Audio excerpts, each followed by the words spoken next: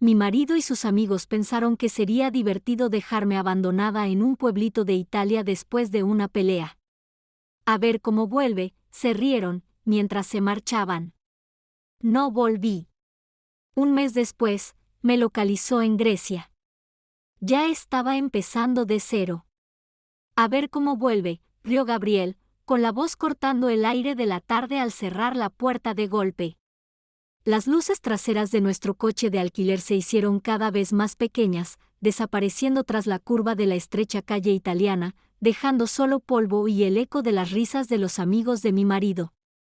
Me quedé paralizada, con la boca abierta a media frase. La discusión que habíamos estado teniendo fuera del pequeño café había perdido de repente todo sentido ante su impensable acción. Vuelve, susurré para mí misma, atrayendo miradas curiosas de los lugareños que disfrutaban de sus cenas en las mesas de la acera. Esto es solo para asustarme. Pero el nudo en el estómago se hizo más fuerte a medida que los minutos se convertían en una hora, el cielo oscureciéndose sobre el pueblo desconocido cuyo nombre ni siquiera podía pronunciar correctamente. Antes de empezar, quiero agradecerles a cada una de ustedes por ser parte de este viaje. Si les atraen las historias de mujeres que encuentran fuerza en momentos inesperados tras una traición, consideren suscribirse. Es completamente gratis y ayuda a difundir más historias de resiliencia y renacimiento. Ahora, veamos cómo una mujer abandonada convirtió un acto de crueldad en el comienzo de su libertad. Cuando le rogué a Gabriel que no bebiera tanto en el almuerzo, nunca imaginé que la cosa llegaría tan lejos. Sus amigos, compañeros de la universidad que celebraban su reunión anual de chicos, a la que me habían invitado a regañadientes, lo habían incitado. Cuando sugerí que volviéramos al hotel, Pete dijo, siempre te está controlando, tío, y pidió otra ronda. Cuando me levanté para irme, Gabriel me siguió afuera, arrastrando las palabras, pero con una ira precisa. La pelea se puso fea rápidamente, con años de resentimiento aflorando por ambos lados. Tu bolso tiene tu pasaporte, ¿verdad?, dijo con desdén antes de subirse al asiento del conductor. Entonces lo entenderás. Eres tan listo, siempre diciéndome qué hacer. La noche cayó por completo mientras la realidad se apoderaba de mí. El encantador pueblo italiano que de día me había parecido tan pintoresco ahora se sentía amenazante. Conté mi dinero, 80 euros, 37 pesos, insuficiente para un vuelo de vuelta a casa, apenas para una noche de alojamiento. Mis tarjetas de crédito estaban en la cartera de Gabriel, se había ofrecido a llevármelas antes, cuando mi pequeño bolso estaba demasiado lleno. Encontré la pensión más barata que encontré, una habitación lúgubre encima de una panadería, con una cama estrecha y un lavabo en un rincón. La anciana que me acompañó a la habitación no hablaba inglés, pero pareció comprender mi situación y me dio una palmadita comprensiva en el brazo. Me ha bloqueado, susurré para mí misma con incredulidad, mirando el móvil. 27 llamadas a Gabriel, todas enviadas directamente al buzón de voz. Mensajes de texto recibidos, pero sin respuesta. Intenté con Pete, luego con Marco, y luego con todos los amigos de Gabriel que habían estado en ese coche. Todos bloqueados. Un escalofrío me recorrió al darme cuenta de que no había sido un impulso momentáneo, sino una humillación calculada. El sueño llegaba a trocitos, interrumpido por esperanzadas revisiones del móvil y un pánico renovado. Por la mañana, me había convencido de que esta pesadilla terminaría. Gabriel regresaba, disculpándose, pero dispuesto a culparme por reaccionar exageradamente a su broma. Estaba enfadado, pero lo suficientemente aliviado como para seguir adelante, para regresar a nuestra vida cuidadosamente construida en Boston, donde él era un arquitecto respetado y yo era su esposa, que lo apoyaba y había dejado de lado su carrera de diseñadora para gestionar nuestra casa y nuestra agenda social. Pero no venía. El segundo día, racioné el dinero que me quedaba, comprando solo un panini para almorzar mientras recorría el pueblo, revisando cada hotel y restaurante en busca de cualquier rastro de nuestro grupo. Al anochecer, me di cuenta de que habían continuado su viaje planeado, rumbo a Florencia sin mí. Al tercer día, el amable dueño de un café, que me vio merodeando fuera de su establecimiento, me ofreció un café expreso gratis y, en un inglés mal hablado, me indicó cómo llegar a la comisaría local. El agente no pareció sorprenderse con mi historia, como si los turistas abandonados fueran algo habitual, pero su inglés limitado y mi inexistente italiano me dejaron solo con una denuncia y un gesto de comprensión. Esa tarde, tomé la decisión más difícil de mi vida. De pie ante el estrecho escaparate de una casa de empeños, me quité el anillo de bodas, el diamante de 2 quilates que Gabriel había mejorado en nuestro 5º aniversario, reemplazando la modesta alianza con la que empezamos. El dependiente me ofreció mucho menos de lo que valía, pero suficiente para financiar el siguiente paso de mi viaje, donde quiera que fuera. ¿América? Llamar a la familia, sugirió el prestamista, contando euros. Asentí mecánicamente, pero por dentro, se gestaba un plan diferente.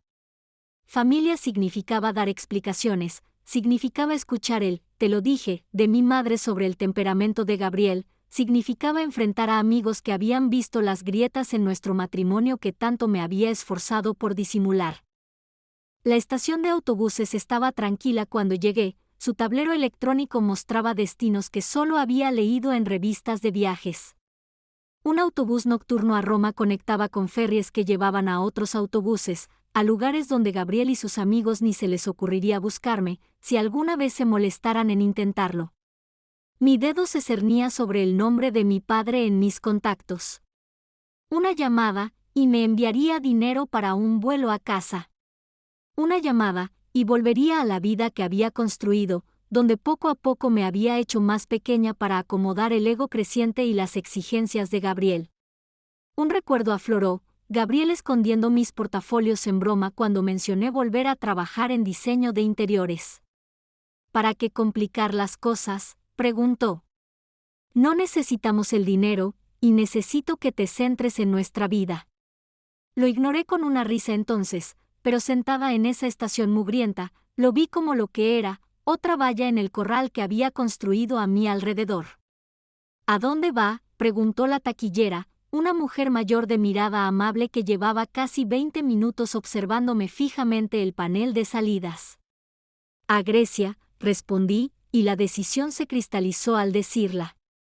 Al pueblo costero más lejano al que pueda llevarme. 14 horas después, bajé a trompicones del último autobús de mi viaje, con el cuerpo rígido por la incomodidad de los asientos y la tensión. El olor a aire salado y olivares me recibió al contemplar los edificios encalados de un pueblo cuyo nombre no podía pronunciar.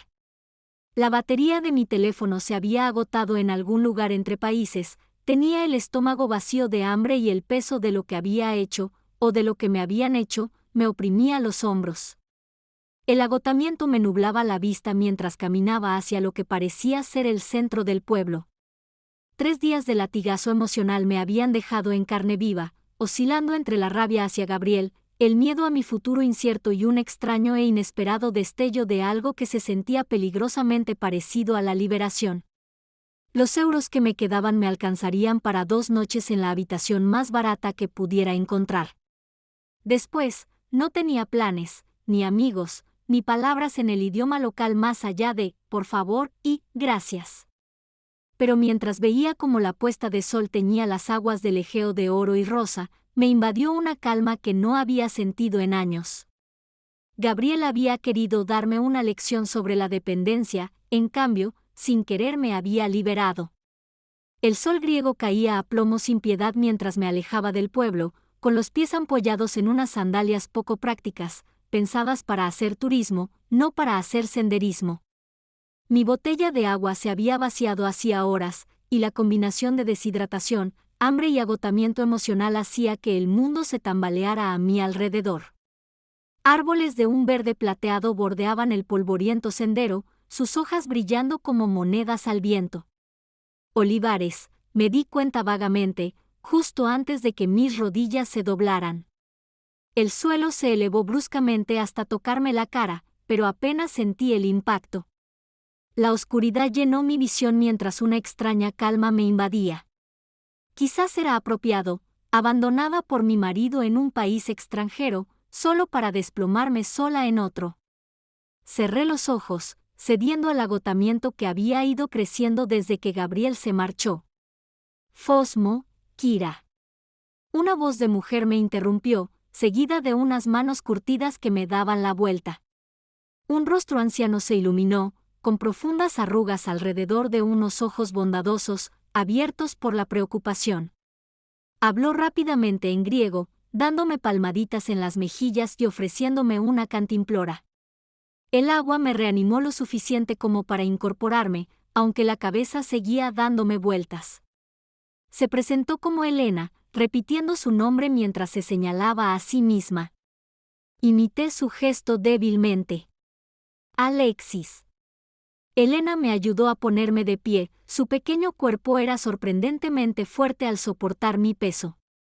Señaló una casa de piedra enclavada entre los olivos e hizo gestos de caminar con los dedos. Asentí, sin fuerzas para resistirme, mientras me guiaba lentamente cuesta arriba. La cocina de la casa me recibió con el aroma de las hierbas que colgaban de las vigas de madera y algo sabroso que burbujeaba en una estufa antigua. Elena me acomodó en una mesa de madera desgastada antes de llamar a alguien.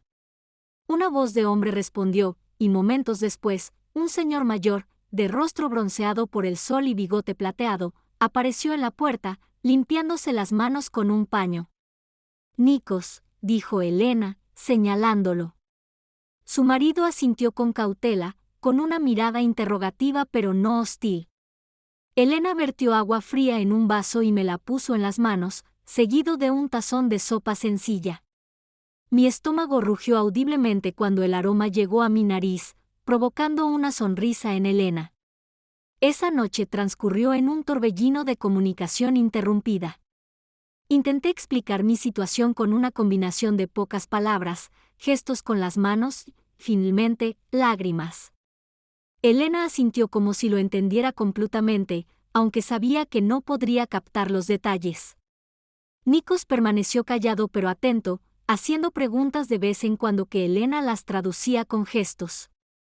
Me ofrecieron su habitación de invitados, un espacio sencillo con paredes encaladas y una cama estrecha cubierta con una colcha hecha a mano. Demasiado exhausto para protestar, me dejé caer en un sueño muy necesario. La mañana llegó con el canto de los gallos y el aroma a pan recién hecho. Encontré ropa limpia doblada a los pies de la cama, un sencillo vestido de algodón y una rebeca que parecían de décadas, pero recién lavadas. Me colgaban sueltos, pero eran un cambio bienvenido con respecto a mi ropa desgastada por el viaje. En la cocina, Elena sonrió radiante al verme, sirviendo inmediatamente café fuerte y pan recién hecho con aceite de oliva y miel. Con la luz del día despejándome la mente, la vergüenza me invadió.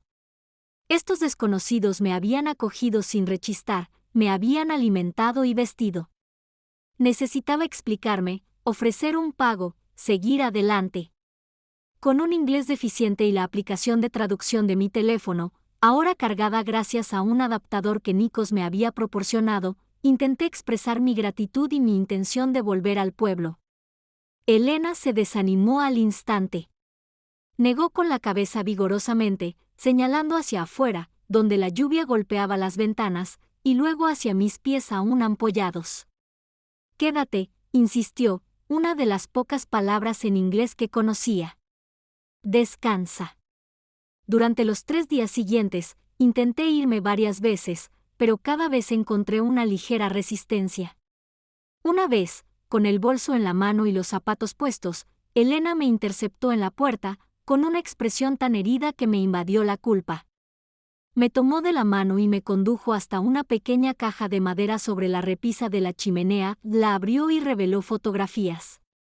Le temblaban los dedos al señalar a una joven con los ojos de Elena y la sonrisa de Nikos. Sofía, dijo en voz baja, y luego señaló a lo lejos. Australia. Se le llenaron los ojos de lágrimas al hacer un gesto de acuñamiento con los brazos y luego levantó la mano a la altura de la cintura, señalando a un niño. Nieta, consiguió decir en inglés, señalando una foto más reciente de un bebé. No te veo. Entonces lo comprendí, Elena vio en mí una sustituta de su hija ausente, una presencia que llenaba el vacío que había dejado atrás. En lugar de sentirme manipulada, me dolió el corazón por su pérdida. Asentí lentamente y devolví el bolso al gancho de la puerta. Cada día traía nuevas rutinas a medida que me integraba gradualmente a su vida en la granja. Elena me enseñó a recoger los huevos de las gallinas sin asustarlas, a tender la ropa para que la brisa de la montaña la atrapara en el punto justo. Nikos me enseñó a identificar las malas hierbas en el huerto. Su paciencia era evidente cuando arranqué una hierba por error la primera vez. El trabajo era físico, nada que ver con mi vida cuidadosamente organizada en Boston, pero satisfactorio de maneras que había olvidado que existían. Mi cuerpo, acostumbrado a gimnasios de diseño y rutinas de ejercicio medidas, protestó al principio. Se me formaban nuevos callos en las manos y me dolían músculos que no sabía que tenía cada noche. Pero con cada día que pasaba, el dolor disminuía y mi fuerza crecía.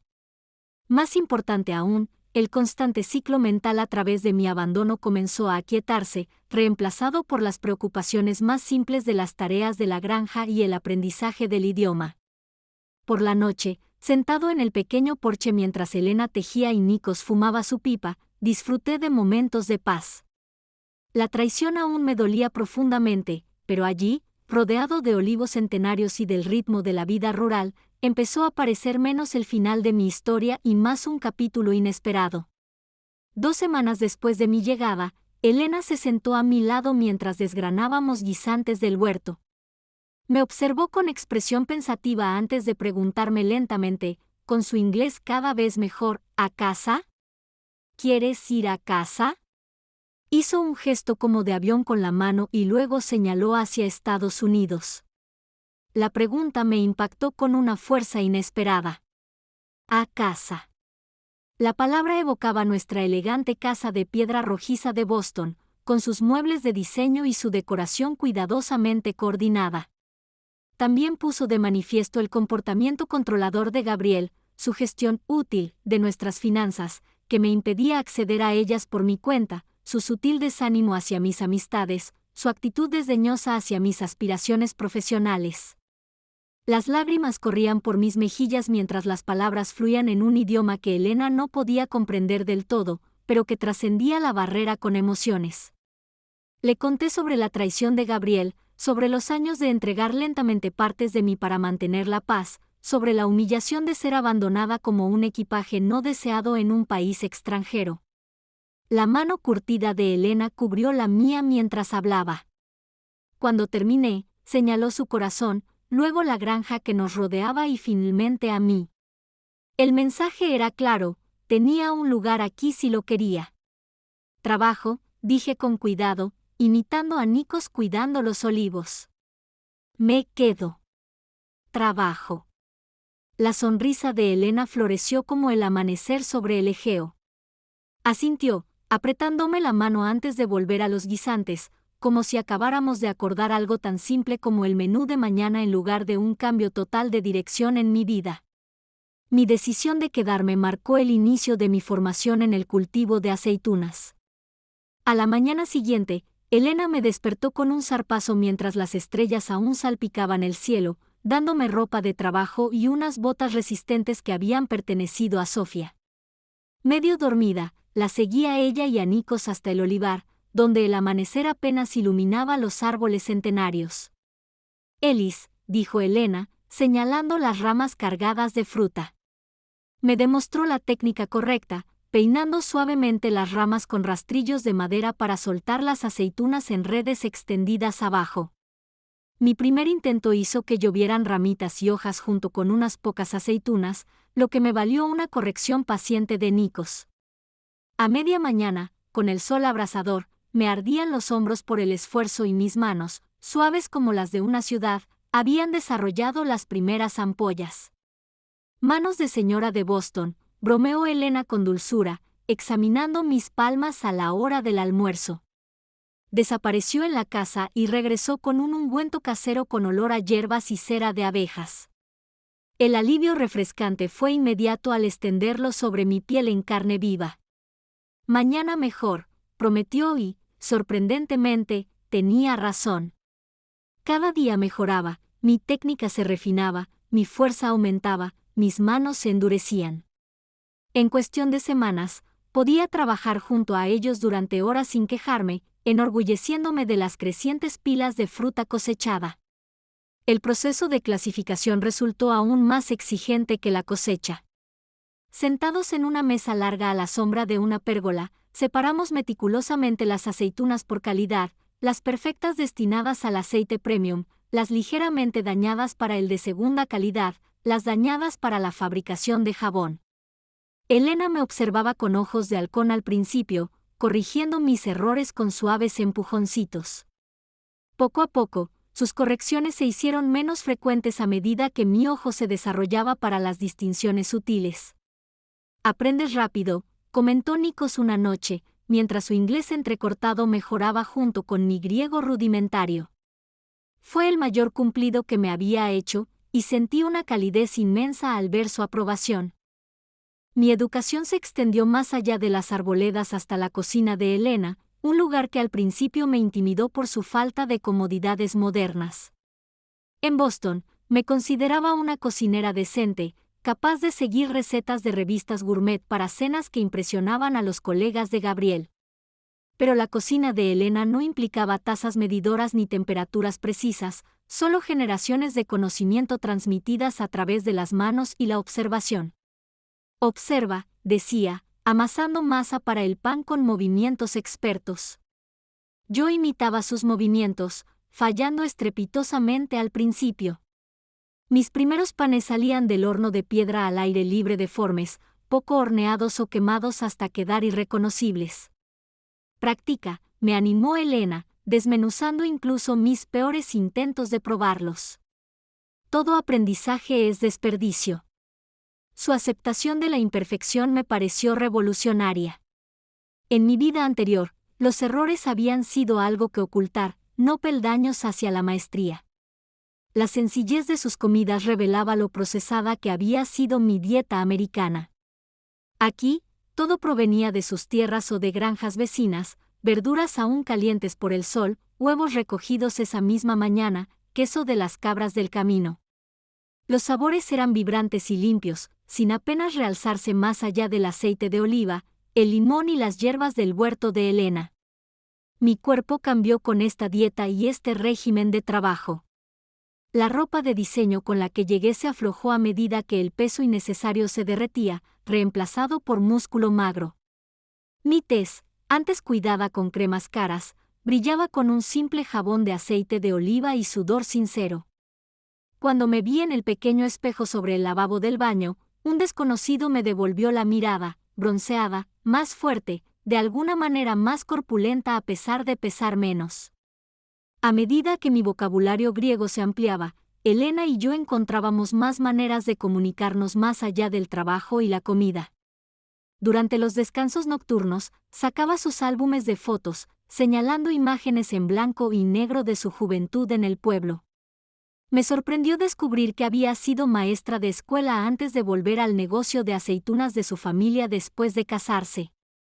«¿Tú?», preguntó, imitando escribir en un teclado. Saqué mi teléfono y le enseñé fotos de mis proyectos de diseño de interiores de antes del matrimonio, la carrera que Gabriel había descartado como un pasatiempo. Elena las estudió con genuino interés, señalando los elementos que le gustaban y emitiendo sonidos de agradecimiento. «Qué bonito pensamiento», dijo, dándose un golpecito en la sien. Su validación de mi trabajo creativo me hizo llorar, un reconocimiento tan simple, pero algo que Gabriel había ido retirando gradualmente a medida que avanzaba nuestro matrimonio.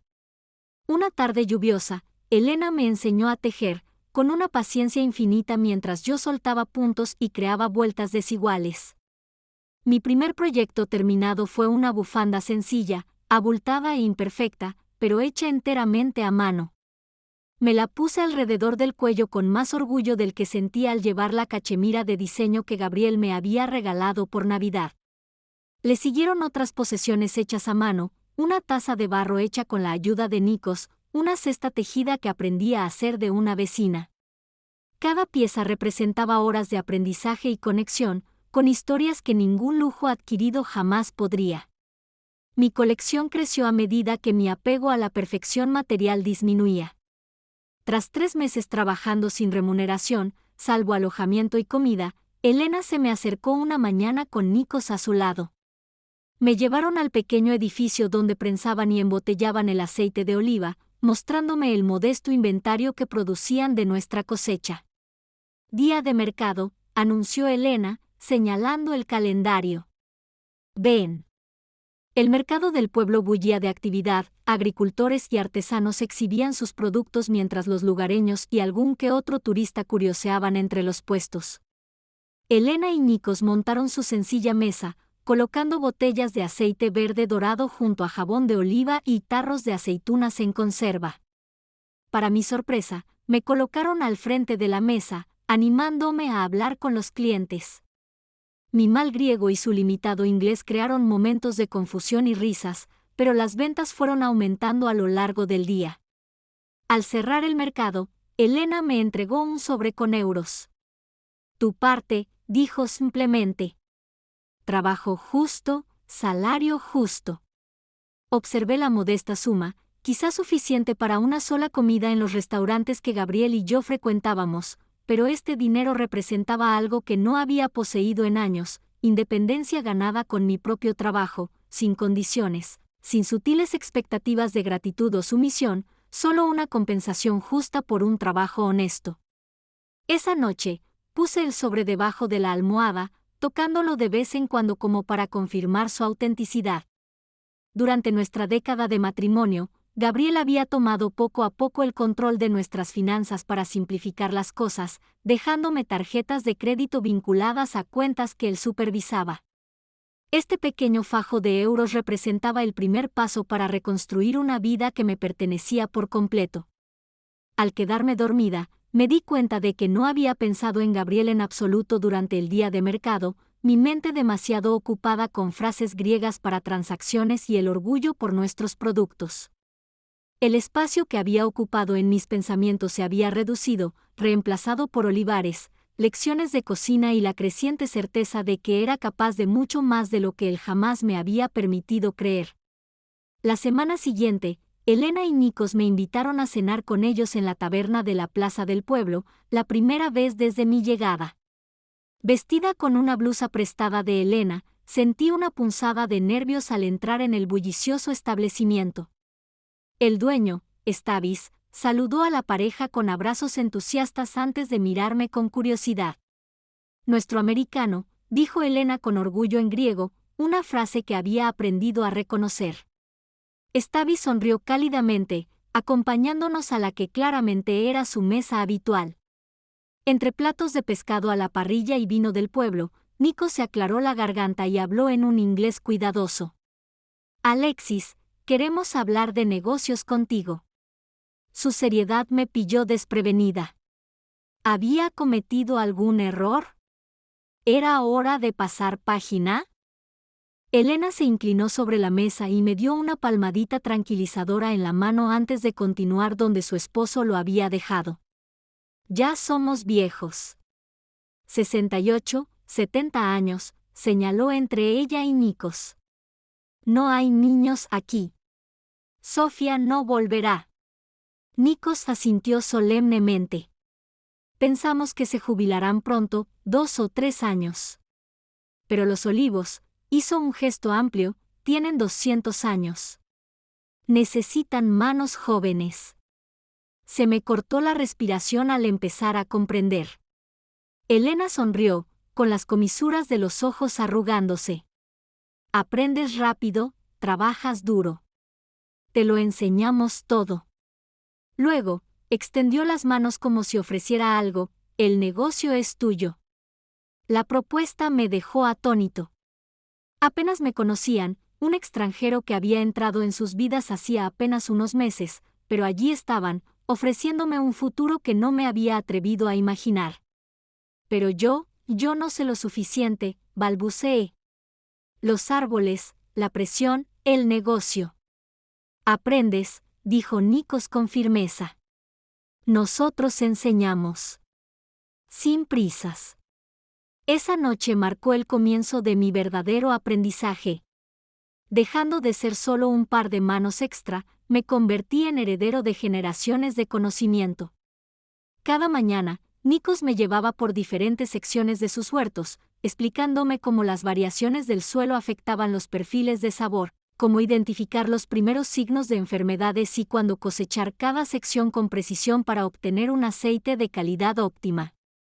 Elena se centró en enseñarme los registros comerciales, una combinación de libros de contabilidad manuscritos y hojas de cálculo básicas que su nieto había creado durante una visita navideña años atrás. Su método para registrar gastos e ingresos era funcional, pero anticuado. Viendo una oportunidad de contribuir más allá del trabajo físico, pasaba las tardes actualizando sus sistemas, creando registros digitales que simplificaban el seguimiento del inventario y las ventas. Mira, le mostré a Elena una noche, mostrándole cómo filtrar la hoja de cálculo para mostrar qué variedades de aceite se vendían mejor en qué mercados. Sus ojos se abrieron de par en par al ver patrones que surgían de los números. Inteligente, asintió con aprobación. Cerebro de señora de Boston, bueno para el negocio. Con su aprobación, comencé a implementar pequeñas mejoras de marketing. Nuestras botellas, etiquetadas a mano, recibieron etiquetas actualizadas con información sobre perfiles de sabor y maridajes, conocimientos que había adquirido en innumerables clases de cocina con Elena. Creé un folleto sencillo sobre sus métodos tradicionales, respondiendo a las preguntas frecuentes de los turistas en nuestro puesto del mercado. Mi griego, cada vez mejor, me ayudó a forjar vínculos más allá del círculo inmediato de Elena y Nikos. La farmacéutica que le proporcionaba la medicación para la presión arterial a Elena empezó a pasar por nuestro puesto para conversar más allá de las transacciones. La esposa del panadero me invitó a su reunión semanal de café con otras mujeres del pueblo, una inmersión intimidante pero invaluable en el idioma y las costumbres locales. Stavis, de la taberna, se convirtió en un aliado inesperado cuando empezó a presentar nuestro aceite premium como ofrenda, colocando pequeñas tarjetas con nuestras nuevas etiquetas de forma destacada en cada mesa. Bien por ti, bien por mí, explicó con un guiño cuando le di las gracias. Se corrió la voz, y pronto otros 2 restaurantes de pueblos vecinos nos contactaron para ofrecernos sus servicios. 6 meses después de mi nueva vida, asistí al bautizo de la nieta del carnicero, mi primera celebración formal en el pueblo. De pie en la parte trasera de la pequeña iglesia, observé el ritual comunitario con un nudo en la garganta. El anciano sacerdote notó mi presencia y se aseguró de saludarme después, cambiando a un inglés vacilante que aprendí en el seminario en Atenas. Le das nueva vida a la vieja arboleda, dijo, con sus ojos legañosos brillando. Bien por el pueblo. Los jóvenes se van a Atenas, a Estados Unidos. El pueblo necesita savia nueva. Su aceptación pareció eliminar la última barrera. Las invitaciones fluyeron con más libertad después de eso, a celebraciones del santo, reuniones improvisadas en la playa, incluso a una reunión del comité del pueblo sobre el próximo festival de verano. Cada evento tejía una nueva fibra en la red de conexión que me mantenía en mi lugar. Yana, la tejedora cuyo puesto estaba junto al nuestro en el mercado semanal, se convirtió en una amiga especial. Con sus 40 y tantos y joven viuda, poseía un ingenio agudo y una perspectiva pragmática que me recordaba a mi compañera de cuarto en la universidad. Nuestras conversaciones, en mi griego, que estaba mejorando, y su excelente inglés, abarcaban desde estrategias de negocios hasta chismes del pueblo y reflexiones más personales. Nunca hablas de Estados Unidos, comentó una tarde tranquila mientras recogíamos lo que no habíamos vendido. ¿Familia allí? ¿Amigos? La pregunta me atravesó inesperadamente. Me había centrado tanto en construir mi nueva vida que había dejado de pensar en la anterior. Mis padres murieron hace años. Algunos amigos, pero... Mi voz se fue apagando al darme cuenta de cómo Gabriel me había aislado gradualmente de mi red de apoyo, siempre encontrando razones por las que mis amigos de la universidad eran problemáticos o mis compañeros de trabajo poco fiables. Yana asintió con complicidad. El marido que te dejó en Italia. Nunca dices su nombre. Gabriel, dije, sintiendo las sílabas extrañas en mi lengua después de meses de silencio. Se llama Gabriel. ¿Y nunca te buscó? Su franqueza fue refrescante después de meses en los que Elena y Nikos evitaban el tema con delicadeza. No lo sé, admití. No he revisado mi teléfono. Hice un gesto vago. Lo había encendido de vez en cuando para tomar fotos, pero había abandonado mi correo electrónico y mis redes sociales estadounidenses, reacia a enfrentarme a lo que pudiera estar esperándome allí. La ceja levantada de Yana me desafió. Quizás sea hora de buscar. No a él, sino a ti. De cerrar bien la puerta. Sus palabras se quedaron conmigo. Esa noche, después de ayudar a Elena a preparar la cena, me retiré a mi habitación y encendí mi viejo teléfono, conectándome al wifi básico de la casa. Con dedos temblorosos, inicié sesión en mi cuenta de correo electrónico, que llevaba tanto tiempo descuidada. Cientos de mensajes sin leer llenaban la pantalla.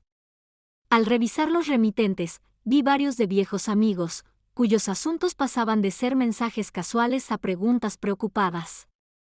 Una oleada de vergüenza me invadió. Había desaparecido de sus vidas sin explicación, tan completamente como había desaparecido de la de Gabriel. Un hilo de mi antiguo mentor de diseño me llamó la atención, oportunidad de trabajo, seguido de seguimientos cada vez más urgentes. Al abrirlo, descubrí que me había recomendado para un puesto de consultoría a distancia en una empresa de materiales de construcción sostenibles. El último correo electrónico, fechado tan solo 2 semanas antes, indicaba que el puesto seguía disponible si me interesaba.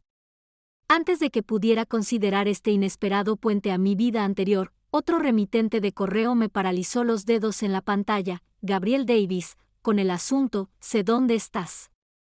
La fecha y hora indicaban que había llegado apenas unas horas antes. Con el corazón latiéndome con fuerza, lo abrí.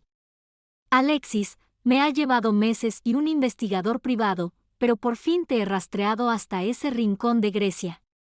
Esto ya ha durado demasiado. Voy a traerte a casa y a acabar con esta ridícula rabieta. Mi vuelo aterriza en Atenas el jueves. Prepárate. Dentro de 3 días. La habitación me dio vueltas mientras el pánico y la ira chocaban en mi pecho. ¿Cómo se atrevía? Después de abandonarme, tras meses sin decirme nada, esperaba simplemente recogerme como si fuera una maleta extraviada. Bajé las escaleras a trompicones, con el teléfono aferrado a la mano. Elena levantó la vista del libro de cuentas extendido sobre la mesa de la cocina, su sonrisa se desvaneció al ver mi expresión. ¿Malas noticias de Estados Unidos?, preguntó con dulzura. Gabriel, logré decir. Viene aquí el jueves. Elena entrecerró los ojos ligeramente. Metió la mano bajo el libro de contabilidad, sacó un sobre y lo deslizó por la mesa hacia mí. Pues qué oportuno. Estaba esperando el momento oportuno.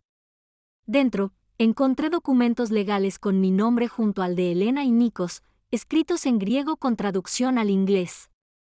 Contrato de sociedad, explicó Elena. 1/3 del negocio. Tuyo ahora, no futuro. Las lágrimas me nublaron la vista mientras miraba el documento, comprendiendo su significado, no solo empleo ni prácticas, sino una sociedad legítima, no solo un lugar donde quedarse, sino una base sobre la que construir, no caridad, sino reconocimiento merecido. Tú decides qué pasa el jueves, dijo Elena con firmeza, golpeando los papeles. Tienes tu casa aquí, tu negocio aquí, tus amigos aquí.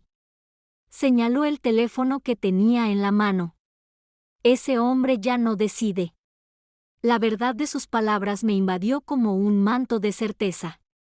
Por primera vez desde que me abandonaron en ese pueblo italiano, me sentí no solo sobreviviente, sino anclada. Gabriel venía, pero encontraría a una mujer muy distinta a la que había dejado atrás.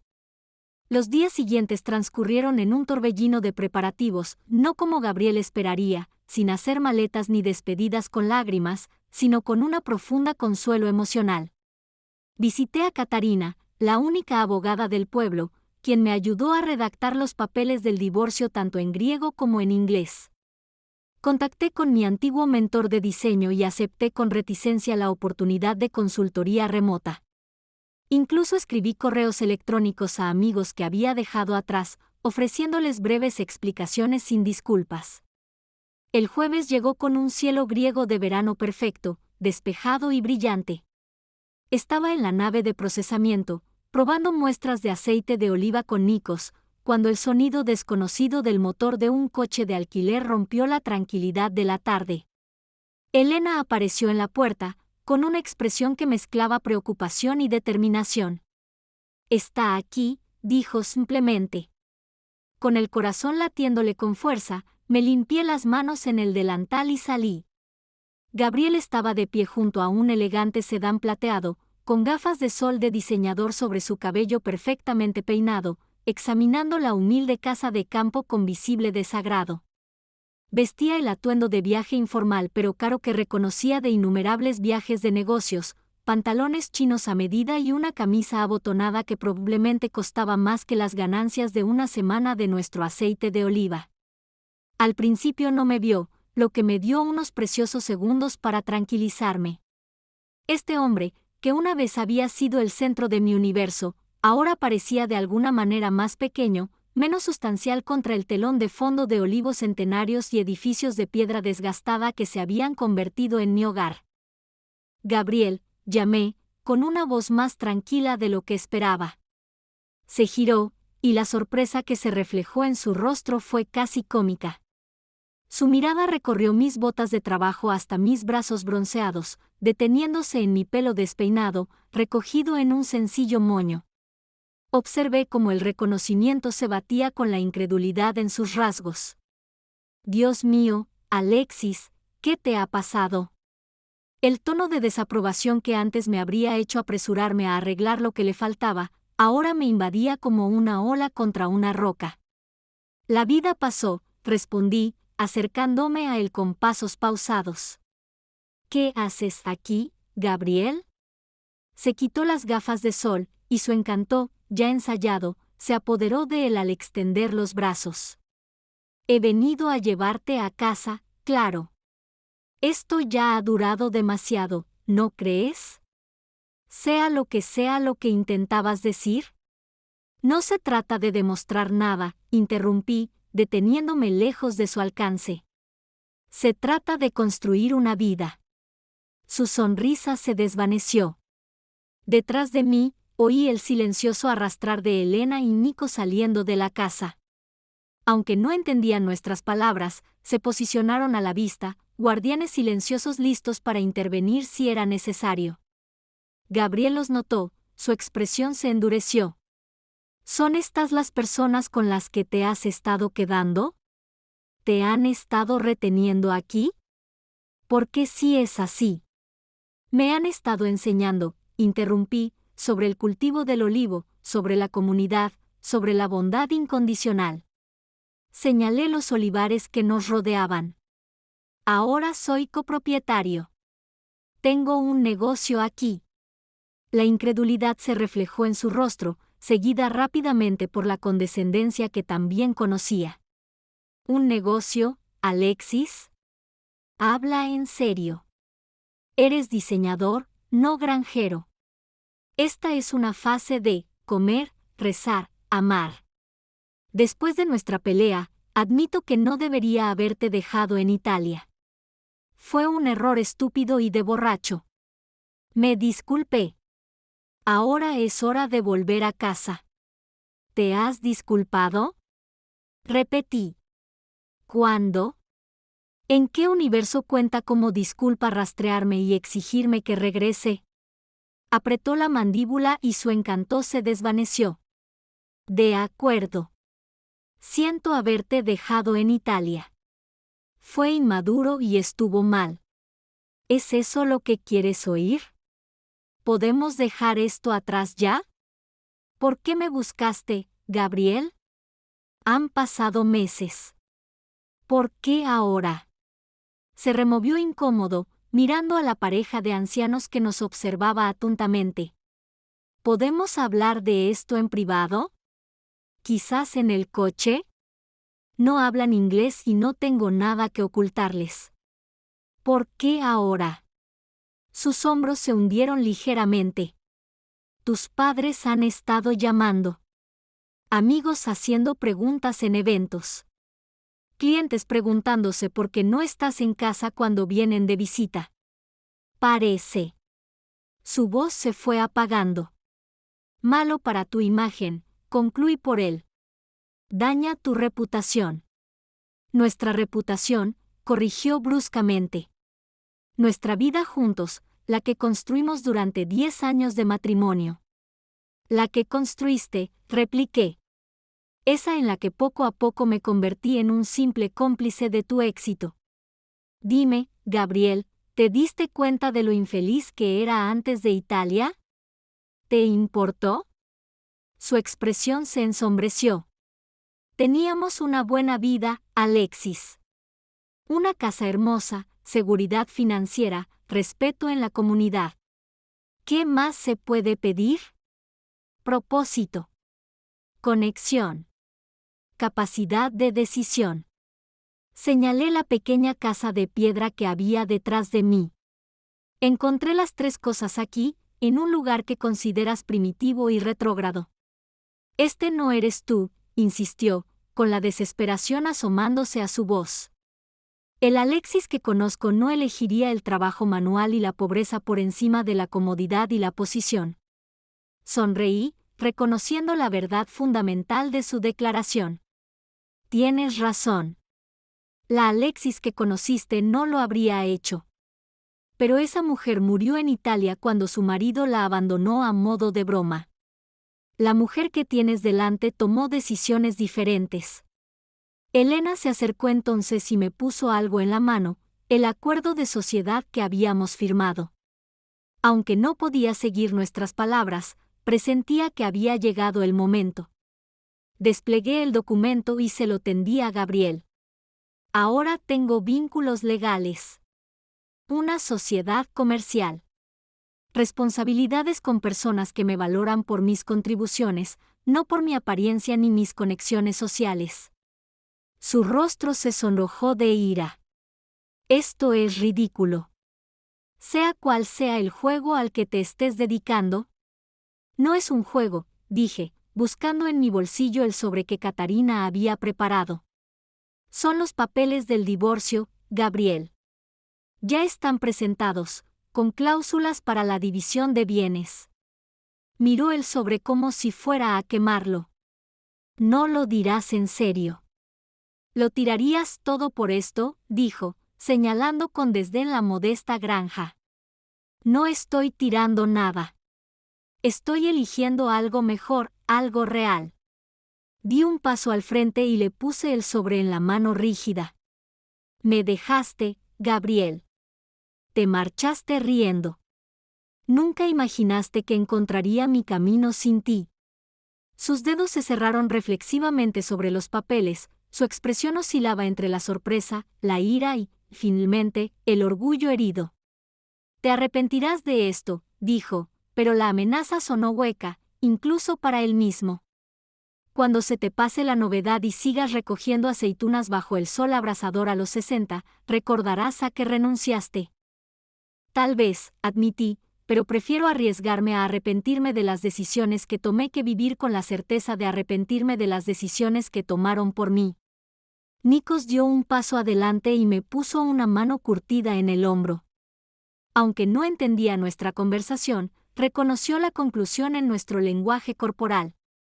Le dijo algo en griego a Gabriel, con un tono firme pero no cruel. ¿Qué dijo?, preguntó Gabriel, ahora con la voz más baja. Dijo que el camino de regreso a Atenas es peligroso al anochecer. Deberías partir ya para llegar a la ciudad antes del anochecer. Gabriel nos miró, dándose cuenta por fin de que no se trataba de una negociación ni de un rescate, sino de una despedida.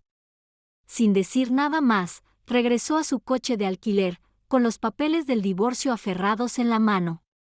Mientras el vehículo desaparecía por el camino de tierra, Elena me tomó de la mano. Juntos, los tres nos dirigimos hacia la casa, ahora también mi casa.